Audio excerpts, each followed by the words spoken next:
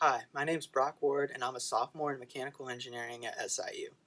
One of the RSOs that I participate in is the SIU robotics drone team. For drone team, we had a lot of goals for this year, and our biggest goal was to win our competition. But in order to work towards our big goal, we had a lot of different small goals. When we were planning our goals, there was some things we had to keep in mind. The first was that we wanted our goal to be achievable. We wanted it something that's possible for us to get to, not something that we're going to spend a ton of effort working towards but never be able to finish it before competition.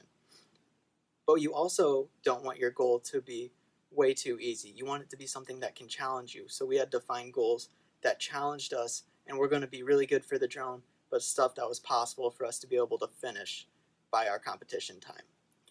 And another thing to keep in mind is time.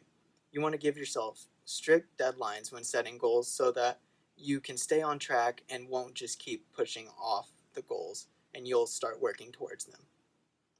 For drone team, we used our goal board to help organize our goals. We had three different sections. We had things we need to work on, things we are currently working on, and things that we finished. So whenever we started a project, we moved the goal to working on, and whenever we finished it, we moved it to finished.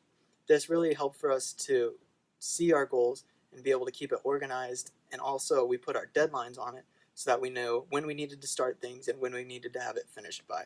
Seeing that goal board every week that we had our meeting really helped for us to see what we need to do, but also gave us the motivation to want to work towards it, because putting the sticky note in the finish section really was a good sense of accomplishment.